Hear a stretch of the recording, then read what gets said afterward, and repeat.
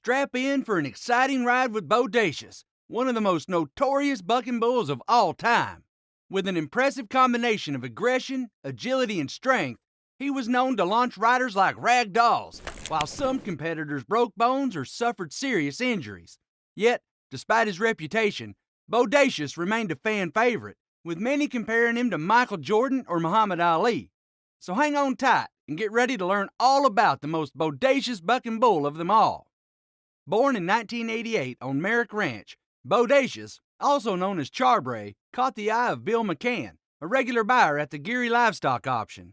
It was the uniqueness of this calf that continued to ring in McCann's memory among the countless others he had seen. It was a Charolais and Brahman crossbred with a striking yellow hue. Years later, in the winter of 1991, Jess Kephart, a rancher on the lookout for herd and bucking bulls, stumbled upon Bodacious at McCann's auction yard in Canton, Oklahoma. Intrigued by the yellow calf, Kephart took him home to Longdale, branding him with a simple J for his first initial. Yet, as Bodacious matured, Kephart found him unsuitable for his herd and offered him to Phil Sumner, a rodeo stock contractor, almost as an afterthought. But unsure of Bodacious's potential, Sumner bought him for the standard beef price, never envisioning the remarkable rodeo career ahead of the bull. Called J31 after the month and year of purchase, Bodacious weighed in at 1,200 pounds, a modest figure for a bull with such large aspirations. Bodacious's rodeo debut in northern Oklahoma initially left much to be desired. Despite his ability to leap gracefully, he struggled to comprehend the purpose of the riders atop him. However, a fateful encounter at a rodeo outside Okeene, Oklahoma, transformed Bodacious. When a rider's hand got entangled in his rope, Bodacious's innate instinct to evade danger ignited. From that moment on, his mission was clear: to rid himself of any unwanted burden upon his back. Bodacious improved his craft with each performance, becoming a master at unseating even the most seasoned riders. His sheer power and cunning tactics rendered him unbeatable, earning him a reputation that preceded him. As word spread of his prowess, bull riders at local rodeos dared not challenge the yellow behemoth. They almost accepted defeat before even entering the arena. In 1991, Sumner introduced Bodacious to the professional rodeo circuit. As an amateur, Sumner guided Bodacious through several rodeo events sanctioned by both the International Professional Rodeo Association and the Professional Rodeo Cowboys Association. The D&H Cattle Company, a renowned stock contractor, played a pivotal role in this journey. Interestingly, both Dylan Page, Sumner's father, and H.D. Page, Sumner's son, had previously been professional bull riders before transitioning into stock contractors and bull breeders. H.D. Page faced Bodacious 3 times that year. The first encounter took place in Edmond, Oklahoma, during an IPRA-sanctioned rodeo. Bodacious left an indelible mark on Page, literally smashing his face during the ride. But undeterred, Page drew the bull again in his hometown of Ada, Oklahoma, this time at a $1,000 added PRCA event. Friends convinced him to wear a helmet, but fate had other plans. The bull struck him in the face once more, this time on the descent. But even after the indictment, Page faced Bodacious yet again in Athens, Texas. Despite enduring another blow to the face, he managed to hold on for the required 8 seconds. Unfortunately, a judge disqualified him for a minor infraction, a slap, which violated the rules even though he completed the ride. Meanwhile, Terry Don West, a seasoned bull rider, etched his name into rodeo history by conquering Bodacious. West attempted the bull 4 times, achieving 2 qualified rides. His first successful ride occurred in 1991 during a PRCA event. Although the prize money was modest, just $181, West's feat marked the first officially recognized ride on the enigmatic bull. Notably, it wasn't the very first qualified ride, but it certainly left an indelible mark in the annals of professional bull riding. One fateful day, as Sumner observed the bull roaming his pasture near Gultry, Oklahoma, he sensed something extraordinary. It dawned on him that this bull might be destined for greatness.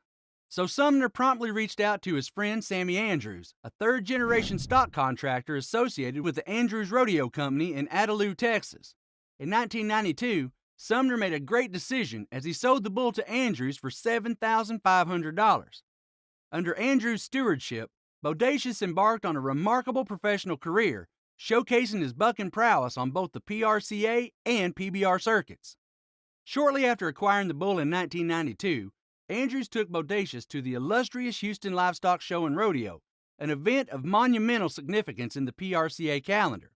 There, Hall of Fame bull rider Cody Lambert faced off against Bodacious, only to be knocked unconscious by the bull's sheer power. Later that same year, Bubba Dunn drew Bodacious in Lufkin, Texas. Unfamiliar with the bull, Dunn sought advice from Andrews, who cautioned him about Bodacious's downward tendencies.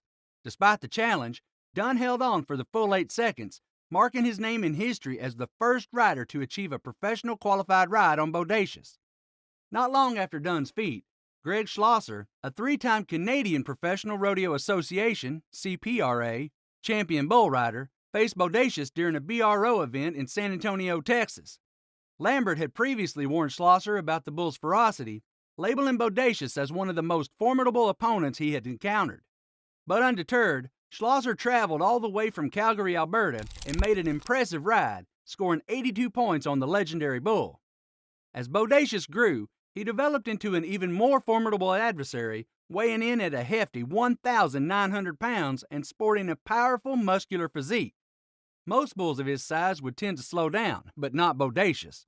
His front end could lift high into the air when he bucked, and he used the full force of his weight to jerk riders up into the air with his downdraft. Tough Hedeman, a legendary bull rider, drew Bodacious for his first ride in Memphis. It was an unbelievable experience for him as the bull's front end came up so high that Hedeman's chest touched Bodacious's horns, with his head over the top of the bull's head. Hedeman could not keep hold of the rope, and his first attempt at riding Bodacious was unsuccessful. A month later, Hedeman got his second chance at Bodacious in Tampa. His hand came loose from the rope after 5.5 seconds, but he hung on for longer. Bodacious, however, eventually threw him off just before the 8-second mark. Hedeman had failed to conquer the bull once again. Terry Don West, who had previously conquered Bodacious, attempted to ride the bull again in 1993. But this time, Bodacious bucked him off and bruised his ribs in the process.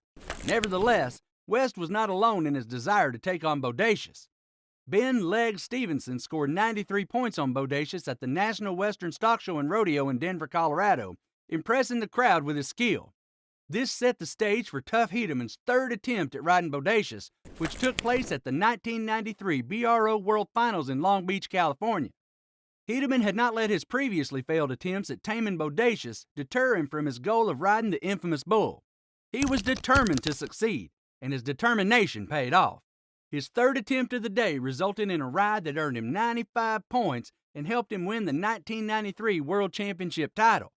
It is widely considered one of the greatest rides in rodeo history, showcasing Hedeman's skill and balance as he rode the bull with ease. For many, it was a performance that was nothing short of breathtaking. For Terry Don West, his third attempt at riding Bodacious in 1994 turned out to be a life-threatening experience. The event took place at the Houston Livestock Show and Rodeo, and West decided to forego any safety gear for the ride. Bodacious viciously attacked West with his head and shoulders as West was falling off him, leaving West with broken ribs, a broken wrist, and a punctured lung. Michelle, West's wife, had downplayed West's fears prior to the ride, but after witnessing the horrific outcome, she admitted that she had been wrong to do so. West's experience with Bodacious brought the bull national attention, and the severity of the injuries he inflicted on West raised questions about the ethics of bull riding. Some wondered whether it was worth the risk to put a rider's life on the line for entertainment.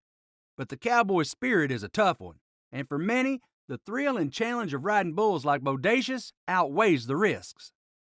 There's also Cody Custer, another bull rider who attempted Bodacious in 1994, and the experience was just as daunting.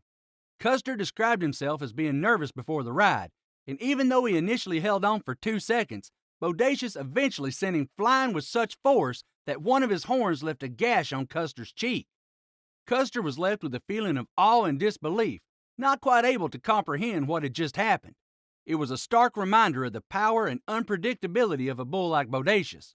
Despite the danger, riders like Custer and West were driven by a desire to test their mettle against the ultimate challenge. On October 26, 1995, the day of Hedeman's third encounter with Bodacious, the MGM Garden Arena was packed. There was bull riding enthusiasts in every seat, including the bull riders, stock contractors, and other people in the livestock business. The general public was there, as well as rodeo sponsors and media. To the crowd, Hedeman had the reputation of being the undisputed boss of the bull riding world, so they were excited to see him take on the reigning champion bull. In round 2, Hedeman's confidence was high. This time, he felt like he had done everything right. He had his rope set just right. His leg was set perfectly. He was in the right frame of mind. When Bodacious charged out of the chute, it was clear to everyone watching that something was wrong. Instead of turning to the right, as the bull usually did, he turned to the left, and Hedeman's hand was not positioned where it should have been. He held on for as long as he could, but eventually, Bodacious threw him. As he came off the bull, his hand became caught in a rope. He couldn't let loose, and Bodacious threw him hard. The moment of the accident was a blur of confusion and pain for Hedeman. One moment he was confident, and the next he was whacked to the ground, numb and dazed. As he left the arena, he could tell that something was wrong by the horrified look on the faces of those around him. He knew his jaw was broken, but he had no idea that the damage was so extensive. The medical staff revealed that every major bone in his face was broken, and he would need 2 surgeries to repair the damage. After 13 grueling hours of reconstructive surgery, he was discharged. The swelling in his face was so severe that even his own son could not recognize him. The thing is, Bodacious had taken time out of the competition, but his return was unusual as he became more dangerous. When he returned to the rodeo circuit, he had developed a new move that was even more deadly for the riders. He would lower his head to the ground, luring the rider to shift their weight forward, then suddenly he would thrust his head upward with incredible force, attempting to smash the rider in the face. It was a new tactic that made him even more unpredictable and deadly. In his retirement, Bodacious spent most of his days relaxing on the Andrews Rodeo Company ranch. But he wasn't entirely retired. He still had an important job to do. As a prize bull, his semen was collected and stored for breeding purposes. Eventually, the breeding organization Buckers Inc. was formed, and Bodacious was its first client. The goal of this organization was to keep the legacy of Bodacious alive and to improve bull breeding overall. Bodacious's marketing was also managed by Buckers, who made sure that the bull's legacy continued to grow. Even in retirement, Bodacious was still in demand. He was invited on tours to state fairs, rodeos, and casinos around the United States. He was a celebrity bull, and wherever he went, he drew crowds of people eager to catch a glimpse of the infamous bovine.